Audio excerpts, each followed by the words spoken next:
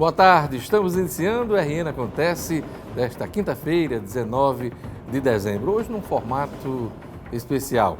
Eu convidei o jornalista Alexandre Cavalcante para a gente debater, fazer uma resenha dos principais fatos de 2019 e as perspectivas para o ano eleitoral. Nós que teremos eleições em 2020. Boa tarde, Alexandre. Boa tarde, Diógenes. Boa tarde, amigos telespectadores da Band. Aproveitar a oportunidade, porque talvez este ano eu não venha mais aqui, né? Desejar a todos boas festas, um ano novo cheio de felicidade. Mas antes do Natal e do Réveillon, vamos debater aqui um pouquinho a política do Rio Grande do Norte. O que é que a gente pode destacar da política do Rio Grande do Norte neste ano, Alexandre? Diógenes, eu continuo batendo naquela mesma tecla. Nós temos uma bancada federal que emergiu das urnas nas eleições de 2018 e que até agora não disse para que veio.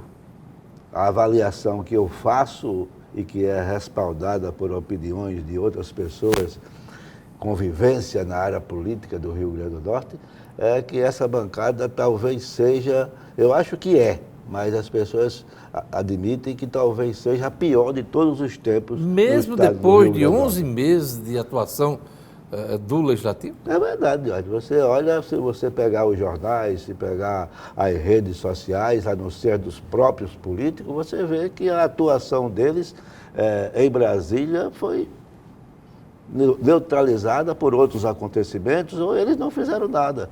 Quer dizer, um projeto aqui e outro acolá, que é a tarefa do senador, que é a tarefa do deputado federal, mas eu sinto a falta de uma referência na Câmara Federal e no Senado. Uma voz que fale alto em defesa dos interesses maiores do Rio Grande do Norte. Vamos analisar essa bancada, Alexandre. No Senado, uma mudança quase que total, né? Tivemos 2 eleitos novos e se juntando a um suplente da governadora. Então, são 3 caras novas. Jean Paul Prats, que é o suplente de Fátima, que assumiu o mandato. Temos o capitão Stevenson e também a senadora Zenaide Maia, né? Como é que você avalia o desempenho de cada um deles? Primeiramente, eu sou um cidadão do mundo. Eu acho que todo mundo tem seu espaço onde quer que seja. Mas é a primeira vez, por exemplo, que no Senado da República não tem nenhum norte-rio-grandense representando o Estado. Todos eles são um da Paraíba, outro do Acre e outro da França, um estrangeiro, né? Carioca.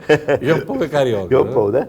Mas aí você, quer dizer, não é que as pessoas moram aqui, mas eu não vejo nenhum tipo de envolvimento cultural com o Estado do Rio Grande do Norte, emocional com a sociedade, com os interesses maiores do Estado, porque não tem nada a ver, entendeu? Então, essas pessoas poderiam estar no Senado. Por exemplo, eu vejo o capitão Stevenson, eleito pela sua notoriedade por conta da lei seca. Por conta da lei seca, mas chega do Senado, não quer conversa com ninguém, é ele e pronto. Então fica difícil de você até aprovar esses projetos. Esse não querer conversa com ninguém é com a classe política do Estado? É o estilo do capitão Stevenson. Ele acha que ele tem aquela visão dele que não dá para discutir com ninguém. É aquilo e pronto, e acabou. Né? Se você for um vereador, senador, não sei o quê, ele tem resistências a outros políticos que não seja ele. Você está entendendo? Então fica difícil, porque o diálogo não é apenas um caminho, é o único caminho para que as coisas dêem certo. Não existe outro caminho. E o Congresso é para isso, para se dialogar, para discutir, para debater a exaustão, porque sem Congresso o que é que acontece? É bala. O Congresso evita isso. A senadora Zenaide Maia tem uma tradição política, porque ela tem vários políticos da família dela, inclusive exercendo mandatos. Você tem João Maia, que é deputado federal, você tem ela, que é esposa de um ex-prefeito de São Gonçalo da Amarante, atual secretário, ela é cunhada de um vereador do PT em Natal. Não, ela entra nessa estatística apenas para dizer que não tem nenhum norte-riograndense no Senado, mas na realidade ela é a única, talvez, que tenha essa identidade com o Rio Grande do Norte. É a esposa do médico Jaime Calado, que foi presidente da Fundação de Saúde do Rio Grande do Norte. A FUNASA, né? FUNASA, presidente da CAERN, prefeito de São Gonçalo duas irmão vezes. De Rui Pereira, irmão de Rui Pereira. De Lucena, né? Que é vereador. Irmã de João Maia, deputado federal, ex-homem forte do Ministério da Economia na época da Zélia Cardoso. Quer dizer, tem o vereador Lucena. Zenate tem tradição. Ontem eu estava, coincidentemente, conversando com outro irmão dela, que também é político do Rio Grande do Norte, ex-prefeito de Jardim de Piranha, meu amigo Galbê. Estava ele e Josidete, a esposa dele, que também foi prefeita de Jardim de Piranha. Então ela é de uma família política que já vem militando no Rio Grande do Norte há bastante tempo. Vamos analisar agora a Câmara dos Deputados. Quem se destaca entre os 8 parlamentares? Eu não vi assim, né? Eu tinha uma expectativa muito favorável com o deputado Benes Leocádio. Por quê? Porque ele já vinha exercendo postos eletivos há bastante tempo, como prefeito de Lages, depois presidente da Associação dos Municípios, Federação dos Municípios, agora deputado federal. Então ele já levou para Brasília uma bagagem. E não tem sido totalmente nula a atuação dele, não. Mas eu esperava um pouco mais de Benes Leocádio. E, por exemplo, o general Girão, que é deputado do PSL, agora está deixando o partido, pediu justa causa para deixar e acompanhar o presidente Bolsonaro. Ele não seria essa voz representando a bancada, inclusive na ligação entre a bancada federal com o governo Bolsonaro? Poderia ser e deveria ser, mas não está sendo. Eu vejo assim Girão como um peixe fora d'água. Ele chegou, ele não acreditava, até bem próximo da eleição, não acreditava que pudesse ser eleito deputado federal, e de repente apareceu uma pesquisa que o colocava entre os eleitos, e aí ele tomou gosto e chegou. É porque a escola de Girão não é o Congresso Nacional. Entendeu? Ele é um militar de carreira. Né? Quando você chega no Congresso, o Congresso é lugar, e eu volto a dizer e repetir, de conversações, até altas horas da noite. Quem não tiver tempo para fazer isso, é engolido. Eu conheço um pouco a rotina e sei que o primeiro, segundo ano de um deputado federal é para ele se situar, né?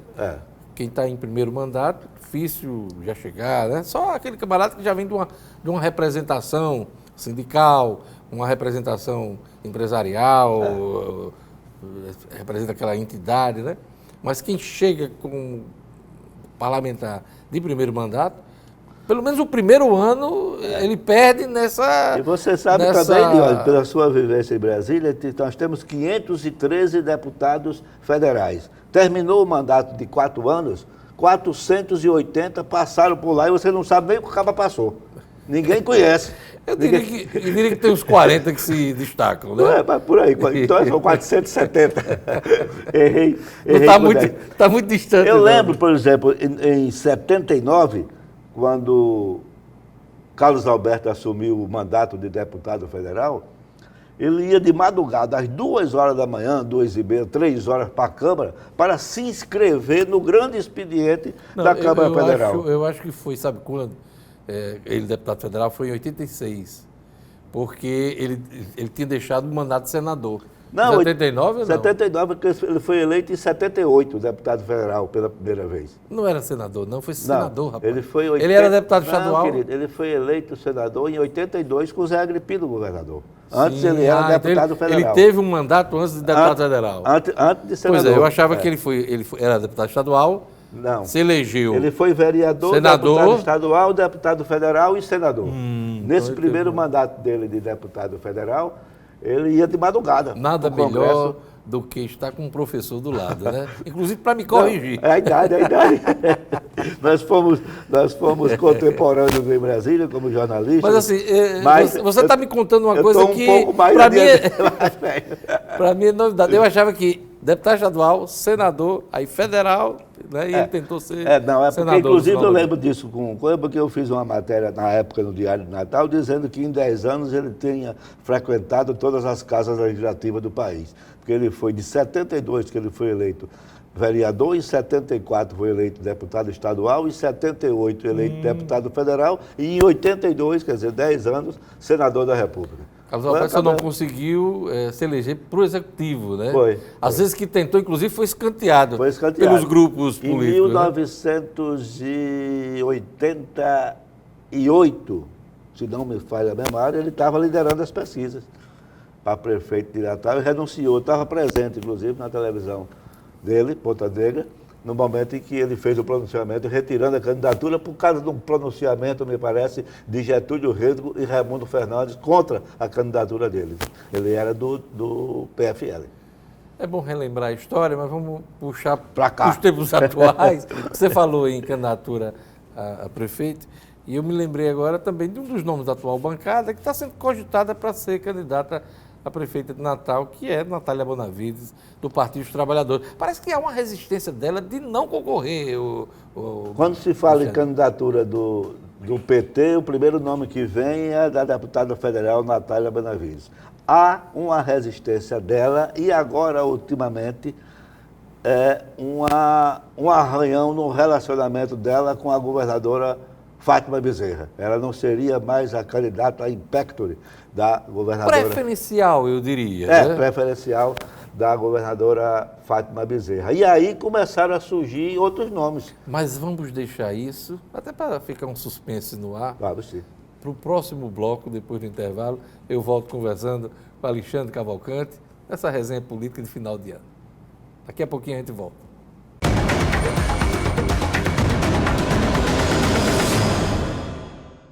Pois é, estamos de volta com o RN Acontece e hoje eu tenho como convidado o jornalista Alexandre Cavalcante, analista, blogueiro aqui do Rio Grande do Norte. E a gente está passando em revista os principais temas da política do Rio Grande do Norte em 2019, as perspectivas para 2020. E a gente deixou no ar, no bloco anterior, a possibilidade de candidatura de Natália Bonavides, que é do PT, deputada federal, nas eleições do ano que vem. Pelo menos ela surge aí como uma possibilidade. Mas há quem diga que o cenário pode ser outro, Alexandre Cavalcante.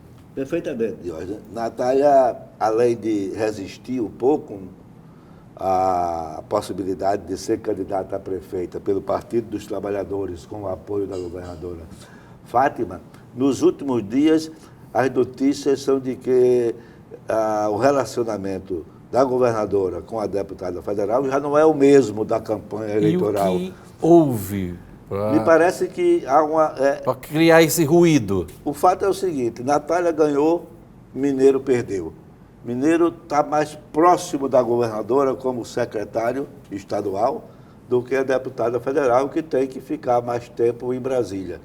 E quando você disputa a eleição, fica o ranço, né? O Mineiro perdeu não foi uma lavagem grande, mas ficou sem banana. Aliás... E era o nome do PT para substituir Fátima. Foi surpreendido com a vitória de Natália. Pois é, e no dia da apuração ele estava eleito, né? Eleito, Houve uma mudança lá na contagem de votos, por causa de um candidato que estava subjúdice, e aí depois ele perdeu o mandato, assumiu Beto Rosado do PP, né? Então, esses são essas coisas que acontecem na política, essas insatisfações, ciúmes, né? Mas isso não é intriga da oposição, não? Conversa de bastidor para criar um clima ruim. Esse mal-estar no relacionamento da governadora com a deputada federal é verdadeiro. Isso está sendo... É fato. Está sendo discutido em vários setores. Ao ponto de já se começar a conversar sobre possíveis outras candidaturas para enfrentar o prefeito Álvaro Dias do MDB. Dentro do PT? Alternativas dentro do PT ou também fora? Fora do PT, mas que para ser... Você sabe que o PT é difícil votar num candidato fora dos seus quadros, né? Mas todos esses candidatos, possíveis candidatos, têm tempo ainda de ingressar no PT. O primeiro deles, eu visitei a Câmara de Vereadores e o nome que está muito comentado nos bastidores da Câmara, da vereadora Júlia Arruda. Pois é, eu escutei isso já também. Que é do PDT, né? Uma vereadora, está no 4º mandato, me parece. Ela está no PDT?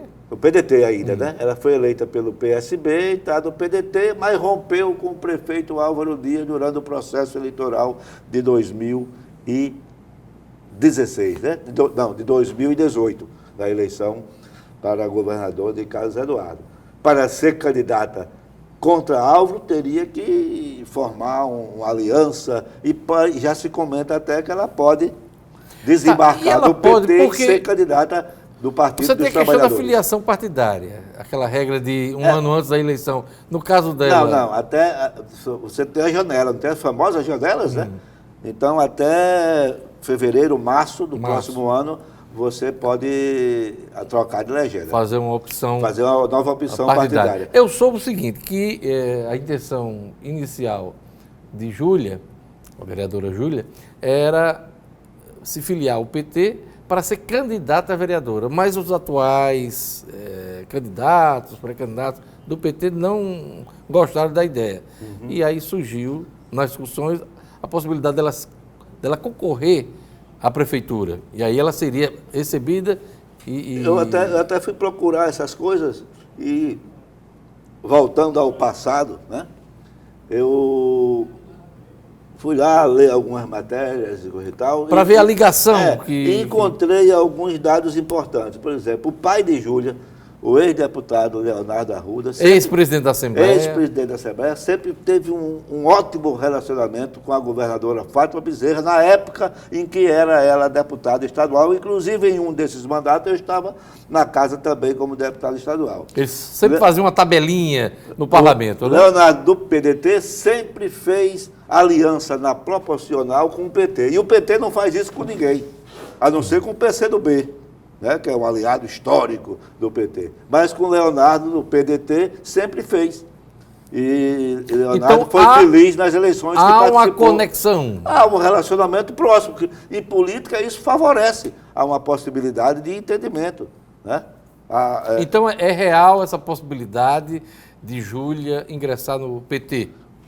É real essa possibilidade, e ela podendo, inclusive, ser a candidata de Fátima à Prefeitura de Natal, desde que ingresse do PT. Um outro nome também falado é o da senadora Zenaide Maia, né? Porque também Jaime e Zenaide, embora não estejam no PT, mas são petistas de carteirinha. Zenaide está no PROS, né? Depois foi eleita pelo PHS, mas o PHS...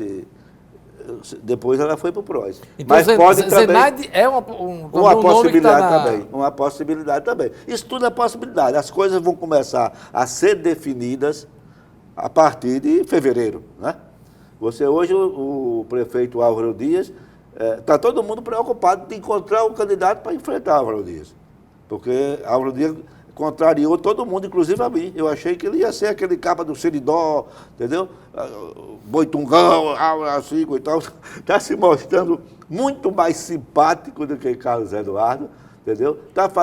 Não está fazendo uma administração revolucionária, mas está fazendo uma administração que pode fazer, já que ele pegou o bonde andando. Ele pegou todos os entendimentos de ordem política e tal, feitos pelo seu antecessor, Carlos Eduardo. Mas está mostrando, Natal o aceitou, eu desconfiava que Natal não iria aceitar Álvaro prefeito, entendeu? Porque é uma liderança do Seridó, de Caicó, fez política a vida inteira. E ele sempre fez questão de vestir essa carapuça do deputado do Seridó, na época da Assembleia, eu fui deputado com ele, votei nele, inclusive, para deputado federal, e eu não pode, isso não dá certo, e deu.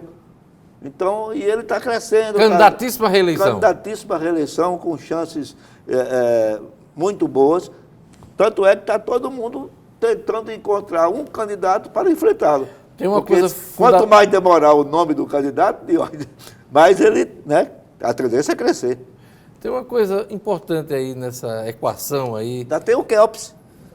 Mas antes de Kelps, eu queria avaliar as possibilidades de reeleição do Álvaro. Tem uma coisa importante a ser analisada, é o relacionamento dele com o ex-prefeito Carlos Eduardo Alves. Como é que está essa história? Carlos Eduardo é candidato a vereador, vai caminhar com Álvaro? Essa definição de Carlos Eduardo deve acontecer também depois de fevereiro, né? Ele tem o partido, ele pode maturar, Carlos pensar, Eduardo, Carlos né? Eduardo. Então, agora, o relacionamento dele com Álvaro Dias me parece que melhorou. Melhorou. Muito, Eles muito, estiveram um pouco muito. afastados, logo Tiveram. depois que Álvaro assumiu o comando do partido, porque já era, às vezes já era aquela sumeira. Mas Álvaro aquele- foi muito correto. Terminou a eleição, todo mundo achava que Álvaro ia botar o povo de Carlos Eduardo para fora, mudar o secretariado. Ele continua governando com o secretariado de Carlos Eduardo. Uma parte, né? Mas ele sim, mudou. mas não ele mudou algumas peças. peças mudou importantes. algumas peças mais próximas dele, né? Porque tem que estar aquele cabra de confiança do Secretários prefeito, da Casa, do né? secretário da Casa, o que é natural, normal. Mas ele manteve boa parte da equipe de Carlos Eduardo. Ainda na seara de Carlos Eduardo vai ser candidato a vereador e, pergunto, o foco de Carlos Eduardo como chefe de um grupo político vai ser Parnamirim, onde ele pode ter a possibilidade da candidatura da esposa Andréa Ramalho, que já admitiu a pré-candidatura. Mas eu não tenho informação sobre isso. Assim, precisa. As conversas continuam sendo feitas, mas eu não acredito nessa possibilidade. Da candidatura de Andréa em Parnamirim, a prefeita de Parnamirim. Pois é, ela esteve aqui comigo na semana passada e, tanto no ar como depois aqui no bastidor, ela reafirmou, primeiro, a intenção de ser candidata. A vontade de ser, né? E que o grupo já estava trabalhando essa pré-candidatura. Porque ninguém pode falar em candidatura agora, porque tem que passar por convenção. A pré-candidatura. Então, é um projeto de pré-candidatura. A candidatura de Andréa Ramalho muda o foco de Carlos Eduardo. Né? O foco dele, em vez de ser Natal, vai ser Parnamirim, onde a mulher está disputando o principal posto eletivo. Pois é, e é por conta disso que existe uma discussão se ele vai ser ou não candidato a vereador de Natal, se Andréa for candidata em Parnamirim.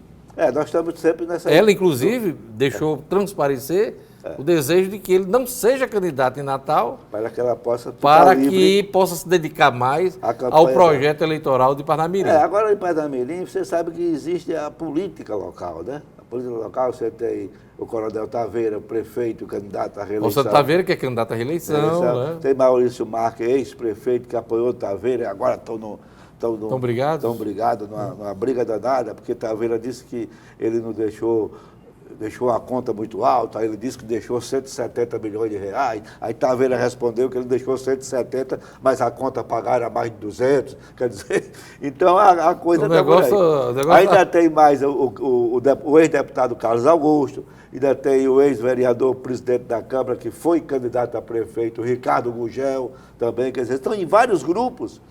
Que aí a Andréa, a esposa do deputado Carlos Eduardo, que eu acho até uma boa candidata, sabe? Eu não acredito por conta... É porque tem um legado de Agnello na cidade, né? Então, ela vai representando esse grupo político, né? Agora, Carlos Eduardo é um grande eleitor em Natal. Você vê que ele perdeu no estado todinho, mas ganhou por 80 mil votos em Natal para Fátima. Se for candidato a vereador, vai ser babada, né? Em Parnamirim ganhou por 20 mil. A gente acabou falando em Parnamirim e não concluiu Natal. Então a gente falou Carlos Eduardo, a possibilidade de se aliar a Álvaro Dias e as demais candidaturas. Tem Kelps, né? Um partido organizado. Tem Kelps Lima com partido organizado. O recall da última campanha. Né? Esse é candidato. Porque aí não depende de ninguém. Pré-candidato. Pré-candidato. E existe o outro também pré-candidato, que é Hermano Moraes. Né? Mas Hermano definiu essa situação dele? Deixou o MDB, né? Porque no MDB ele não teria como ser candidato a prefeito, o candidato é Álvaro Dias, está sentado na cadeira do MDB, não tem como removê-lo. Para ingressar em um outro partido que garanta o registro de sua candidatura. E até agora ninguém garantiu. O PDT de Carlos Eduardo não garantiu, ele procurou... Ele está muito próximo de Volber, que é daquele partido... Partido de volta. Que era do PPS, mas mudou agora. Cidadania. E também procurou João Maia, que também não garantiu a legenda, o PL, a legenda para ele ser candidato. Até porque tem a possibilidade da irmã ser candidata, tem a candidatura de Álvaro Dias, que é do Seridó, que abriria alguns espaços para ele também ali, quer dizer. Então tem essa dificuldade de Hermano. Talvez seja a saída pelo partido de Robson. Mas Hermano ainda mantém a intenção de disputar Mantém. Tanto é que ele não se filiou em ninguém, porque ele só pode se filiar a um partido que garanta a legenda para ele ser candidato. Né? O PSDB de Ezequiel, embora eu tenha uma parte ligada à governadora Fátima, mas tem uma parte bastante expressiva que prefere o PSDB ao lado de Álvaro Dias, a partir do presidente da Câmara, o vereador Paulinho Freire. Quer dizer, essas coisas estão tudo ainda se arrumando, o que deve.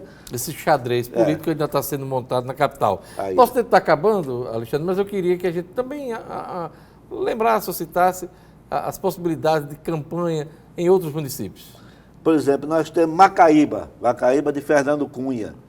Nós temos lá 2 ou 3 candidaturas que já está sendo comentadas. Fernando está terminando o segundo mandato. Segundo mandato dele, dessa né? vez agora, né? Foi eleito e reeleito. Ele já tinha sido eleito e reeleito. São 4 mandatos. 4 mandatos. Maior liderança hoje de Macaíba. Aí então lá você tem Netinho França, que é o vereador mais votado do município, filho do ex-prefeito Luizinho, e o vereador também Emílio Júnior, filho do ex-vereador Edivaldo Emílio. Quer dizer, são 2 jovens, os 2 mais votados do município, que estão articulando uma chapa para enfrentar o candidato de Fernando Cunha. Isso, em Aí Macaíba. tem Marília, ex-prefeita. Já foi prefeita da cidade. Já foi prefeita, inclusive é cunhada de Sérgio, que é irmão de Fernando, quer dizer, é da família do atual prefeito, mas que disputou a eleição passada com o Sérgio e foi derrotada. Que pode vir também ser a candidata Então, novamente. Uma eleição disputada em Macaíba, né? Tá E também o avizinhando. presidente da Câmara, o vereador Gerson, que também é candidato a prefeito. E quem mais? Só para encerrar. Pronto, esses são os candidatos em Macaíba, né? E a oposição, por exemplo, em São Gonçalo tem 4 candidatos, né? Tem o advogado Ailton Fagundes, tem o vereador Xanchi Dantas, tem o empresário da construção civil, o Maurício Júnior, e tem o advogado Potineto, que foi o candidato contra Paulinho e que perdeu. Paulinho vai ser candidato à Paulinho reeleição, candidato. com apoio de Jaime. Com apoio de Jaime. Zenaide. Jaime e Paulinho não brigam. Quer ver briga feia? Tire Paulinho da candidatura. Que ele é prefeito, candidato à reeleição e não admite, é intocável a candidatura dele. Então, Mossoró, reeleição de Rosalba. E Rosalba, a oposição ajudou muito. A oposição ajudou muito a consolidação do segundo mandato da prefeita Rosalba Ciarlino, né? Jorge do Rosário e Tião do Couto inventaram essa candidatura agora em 2016, os 2 perderam, inclusive um para deputado estadual, e acabaram as chances para agora 2020. Pois é, podia render mais essa resenha, hein, gente? Mas infelizmente nosso tempo acabou. Eu queria desejar a Alexandre um Feliz Natal e um excelente Ano Novo. Promissor. E eu espero contar com você no ano que vem aqui, hein? Vamos sim, para que a gente possa fazer com outras saudade resenhas, da bancada. não só aqui, mas também no rádio. Obrigado, Alexandre. Um abraço. Pois é, o RN Acontece vai ficando por aqui.